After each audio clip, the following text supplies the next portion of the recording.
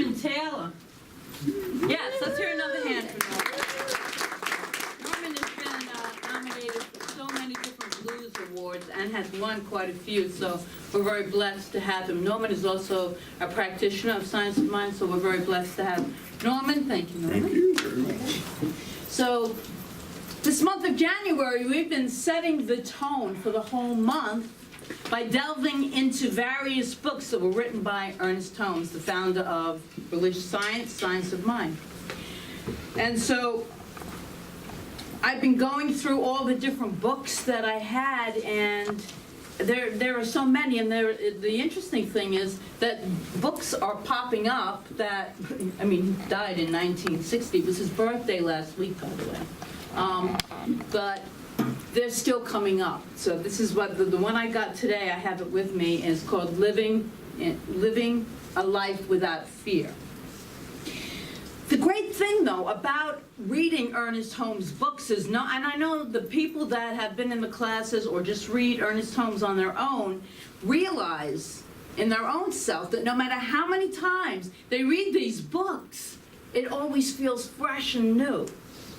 Anybody else relate to that? Mm-hmm. It's like you're reading it for the first time. And the reason for that is because he is writing pure spiritual truth. And pure spiritual truth can't get stale. It's always fresh. It's always fresh, no matter how many times we read it. I'm saying the same thing every week, as most New Thought teachers and speakers do, but it comes in a different way, and the truth in you is responding to the truth that's being spoken, because it's God recognizing God. That's what it is. So today our book, as I said, is Living Without Fear, which is, wow, what a concept. And this book was put together with a compilation of many of the old Science of Mind magazine articles that Holmes wrote. And so, even though I really like the title of this book, because who doesn't like that? Don't you like that? Yeah. Living a Life Without Fear? Yeah, that's what we all would love to do. But even though I love that title, I don't think it's actually possible. I don't think it's actually possible to live without fear at some point in our lives. And in case you didn't get that, let me say it again. I don't think it is completely possible.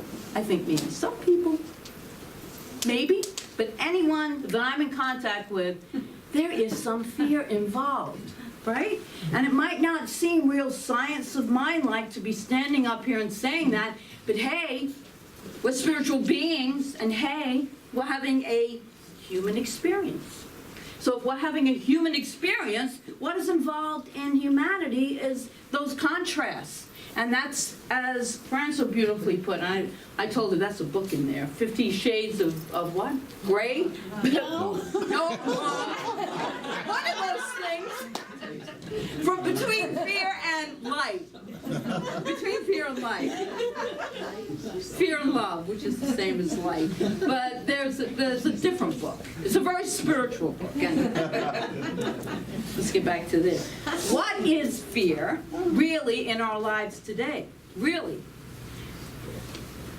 There's a fear center in our brain. See, we're hardwired for fear. It's a protective form of it thinks it's protecting us. Our brain is triggered whenever we perceive a threat. This is how we're hardwired. That fear, that fight or flight syndrome kicks in because we perceive that we are in danger. And humanity would not have existed without this in place, this fight or flight that is hardwired within us. But today, most of us don't need to run from saber-toothed tigers anymore, but it's still in there. So when we think we're unsafe, it's triggered. And here's a definition of fear, particularly appropriate for those of us in our spiritual and in our life growth, as we spiritually step into a new way of thinking, a new way of being, a new way of experiencing life mode. Fear is the ego's response to bumping up against the edge of what we know, of the familiar, bumping up to the edge of what we know, our ego is completely terrified of the unknown. It is comfortable in the familiar.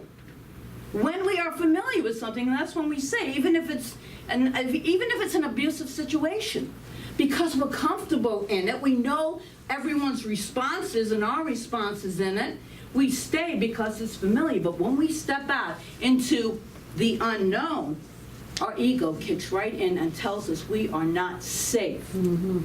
That's what happens there. Remember, this fear comes from that protective part of the mind that will do anything to keep us safe and to keep us from moving into potential unsafe territory.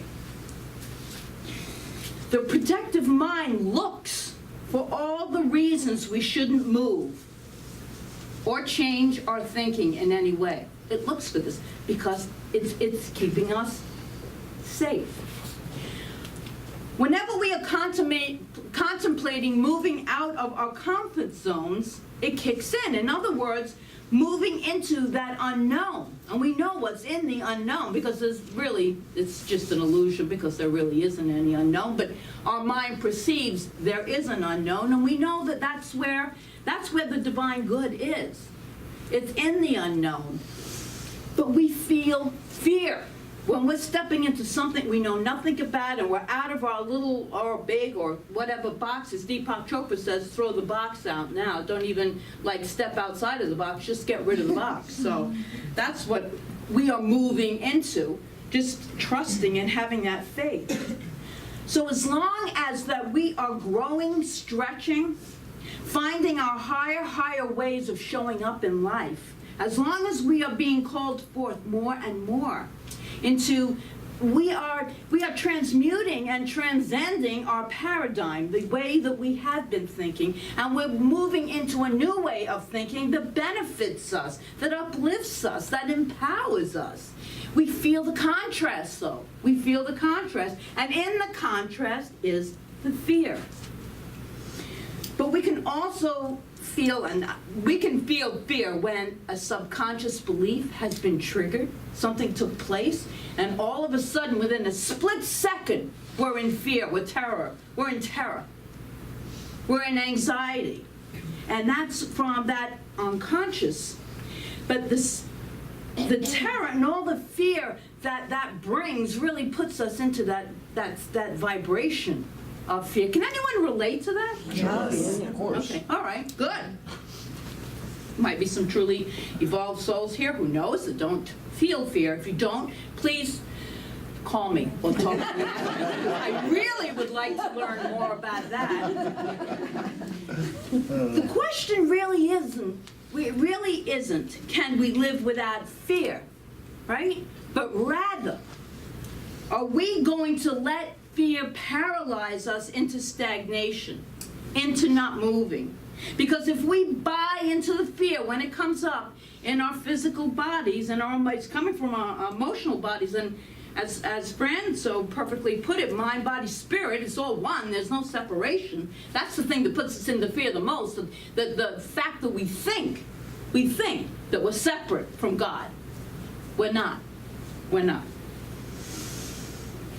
To feel that fear personally and move through it at the same time, knowing these spiritual truths that we teach about, that's the part that I want to talk about this morning. And that's the part that we can all do. We can all do this. And so the question then is, are we going to feel the fear and personally and spiritually grow anyway? Are we going to move through it in spite of it?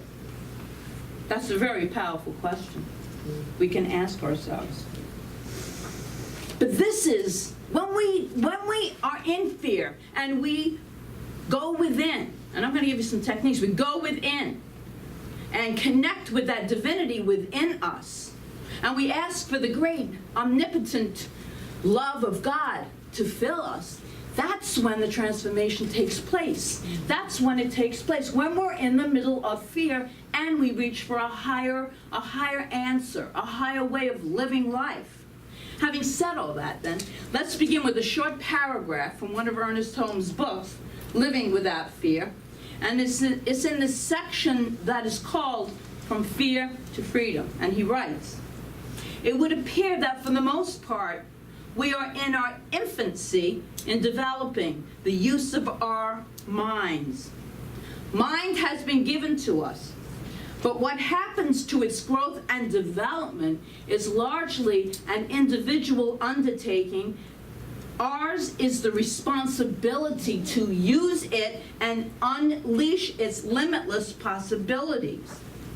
It is our proper use, listen to his words, of the potentialities of the mind that rests our power to release ourselves from fear and discover a new freedom for expressing and experiencing that greater joy of living which is rightfully ours." Yes, wouldn't you like to live what is rightfully ours? More joy? Yes. More joy. Yes. So, to introduce our look at the proper use of potentialities of the mind to live without fear, or more accurately, to not let fear paralyze us, because sometimes it feels like we don't want to move.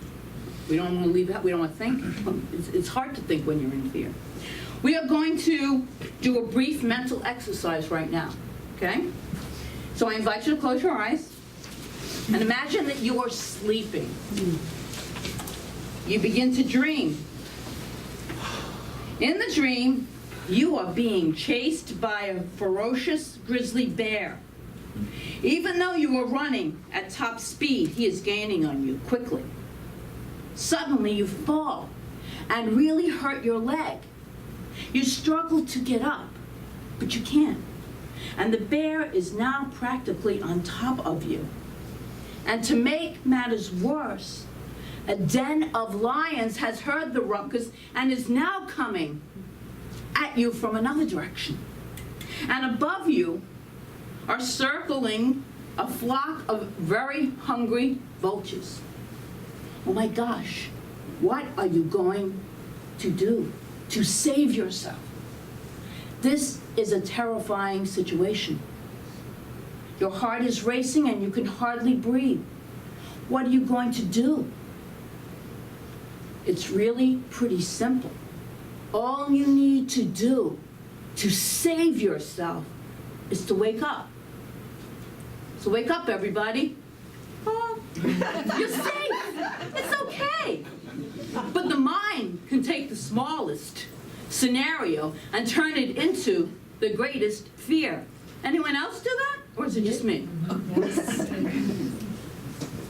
It's pretty crazy. But at the same time that we're doing that, we can go within. We can go within and connect with that safety, that power of God. And this is all about faith. It's moving from fear to faith.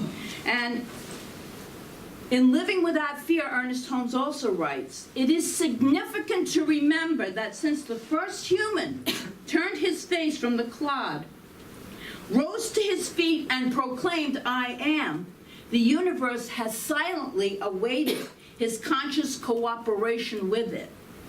This awakening has ever found its starting point in mental states or modes of thought. It is the mind that must awaken." It's the mind that must awaken. Because we talk about the intelligence in our hearts and in our solar plexus, and that's so true. But until we change our thinking, we can't access the subconscious. We can't access a life that is clearly lived. So in order to feel the fear and personally and spiritually grow anyway, our minds must awaken to, and here's the other question, to what? Ernest Holmes writes in Living the Science of Mind, "The quickest and most effective method to get rid of fear is to get quiet and lift up the whole thought in confidence and faith to something bigger than we are. It is like going from an old dark room into the sunshine. Just sitting there, letting the rays of the sun penetrate the whole being with warmth and color until the darkness and the dampness are gone. Our minds must awaken to the spiritual truth. And the spiritual truth that there is something bigger than we are. We're not in this alone. There is a powerful good that we have been created out of that is there to support us, to guide us, to comfort us when we remember. When we remember that there is something bigger than just our little thoughts, which seem like the only thing that's going on. The magnificent power of a loving force of energy, because God is divine energy moving through all that it has created, and we call this divine energy God, the great I am. This power is always ready to support us if we remember to connect with it, if we remember, and if we develop our own personal relationship with it. How many of us have taken the time to develop our own personal relationship with it? I know in the 12 steps it's a God of your understanding, a power of your understanding. How is your understanding? That's what we deepen when we read these books, when we take these classes, when we listen to these lectures. We deepen our understanding of this powerful presence that is for us. And Holmes tells us to awaken our minds to it through prayer. You heard Dennis do prayer. We teach prayer. Anyone can pray. But we teach a specific technique of prayer. We went over that last week. I thought quite deeply, too. We went over how to do affirmative prayer. There's 5 steps to that. We teach that in Foundations and Spiritual Practices class. But what he is saying is to lift the whole thought in confidence and in faith to a power much bigger than anything we could imagine. It says to awaken our minds to it through not only prayer, but through, never going to get away from this one, meditation. Meditation is so important to still ourselves, to develop that relationship, to understand it. If we don't make the time and the space to allow this energy, however it communicates with you, because it will. It has to. It's in you. It's God communicating with God. Our bodies make us think we're separate, but we're not. It's all a continuum of divine energy. And so this is what he meant when Holmes meant when he said, sit there, letting the rays of sun penetrate your whole being with its warmth and color, until the darkness and the dampness are gone. Awaken and remember that we are spiritual beings, made out of the light of divinity. We are made out of that light, that divine light, when we remember it. This is the light that is the truth of who we truly are. The rest is learned behavior. By having a human experience to expand, to grow, to become more of, or less of, depending on where you are, how awake you are. The first step is always to awaken, to become aware that there is such a thing as a power for good, and that power is for me, and I am created out of that power. I'm created out of that energy. Each and every one of us has been created out of this light of God. That's a beautiful, comforting thing to remember when you are in the middle of going through something that is so powerfully filled with unrest, which is fear. So through affirmative prayer, which we talked about last week, we can help dissolve that fear. And if we can't do it, reach out to someone. That's why we offer those classes, so that we have in our practitioner in training class, they're learning to do prayer through their prayer partners. And so every week have someone to reach out to. And if something happens, someone that can know the truth for you when you might have forgotten it. And we all forget it every once in a while. No matter how much training that we go through, we forget. We remember, but we can get so paralyzed with the fear. That's when that prayer is so important. And Holmes writes about this in Living the Science of Mind when he states, to understand that love overcomes both hate and fear is one of the chief requisites of a scientific mental practitioner. Love does not overcome hate and fear by argument or force, but by some subtle power of transformation, transmutation, sublimation, invisible in its essence, but apparent through its act. And he continues, as I love this, so listen to this.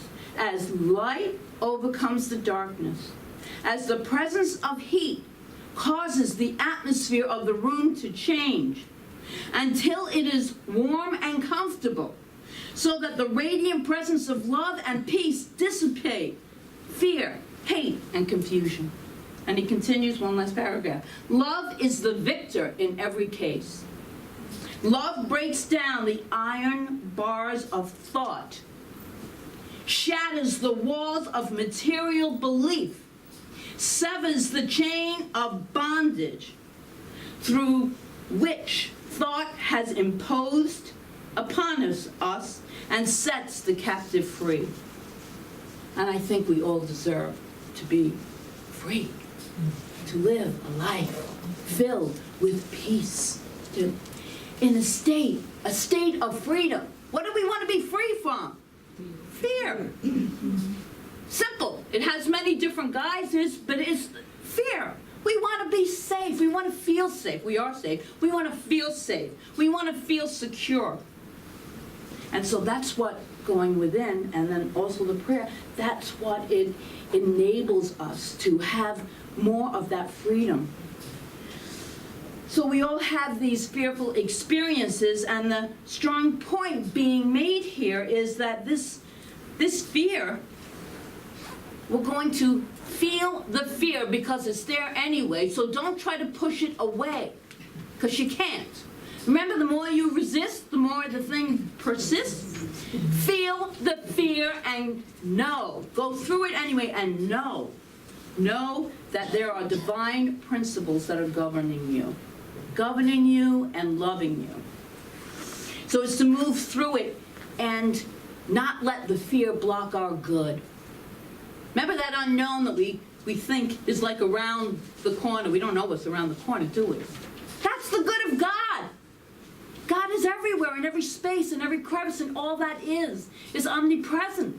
So in that unknown are the greatest possibilities, but it takes great courage. And sometimes the universe will push us right into it, get a good kick, and we be in the unknown anyway. And when we, as Addie talked about, when we let go and let God, it provides the good without us getting involved. That's how it works. That's how it works. Holmes talks about how the universe abhors a space, an emptiness. It has to fill it. It's like water. It has to fill it. And so when we are blocking our good, we are keeping ourselves from expressing our individuality, our gifts, our talents. We talked about how we were jewels. We cloudy up our jewel. We muddy it up. We don't shine it and let it radiate. We're in these chains of bondage. So that's what we're moving through today. So what is then waiting? Waiting for us is this freedom of peace and love. That's what's in the unknown. The freedom of peace and love. Because really, we know that we live in the now moment. Because 10 minutes from now is the unknown, isn't it?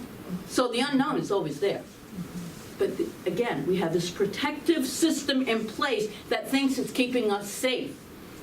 But we have to move through it anyway, knowing that there is a power for good. And I love these words of Ralph Waldo Emerson.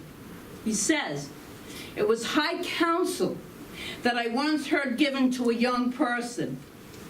Always do what you are afraid to do. Why? Because we know that when we face fear, when we look at it square in the eye, and we do what we are afraid to do, we wind up on the other side. We wind up on the side of freedom, of peace, of love, of joy, of a greater degree of livingness. A greater degree of livingness. We have stretched, expanded, and this is the great part, we can never go back. You ever notice this? When you've done or gone through a very fearful kind of situation that you perceive was fearful, and you experienced a whole new way of being because you went through it, you don't forget that. Now that becomes part of the known to you. So we don't go back. That's the good news, folks. We don't go back. We're always going forward. Letting go of our fears and moving through them is the first step to create a fuller, more satisfying life. And how would your life be any different? Feel different, look different, experiencing it different, if you recognize the fear for what it is and moved through it. I want you to give that some thought right now. So again, close your eyes. We won't have a dream. Just for a moment. I'm sure everyone has something right now that we are being called to do. A higher way we are being called to express. And yet, fear has stopped us. Fear of rejection if it doesn't work out. Fear of the unknown. Fear of failure. Fear of success. Fear of being alone. Any kind of fear about anything or anyone.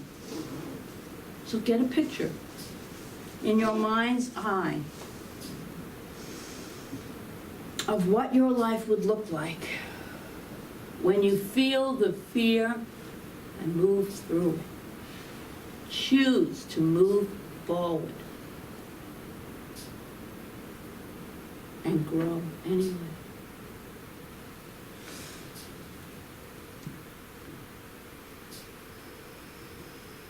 So let us all, open your eyes now, make this proclamation. And you can repeat this after me using your word after I, your name after I.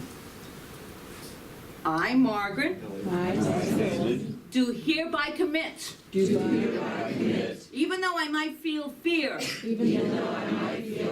to move forward, into a greater expression, of my divine nature anyway. And so it is because it is done. And so it is because it is done.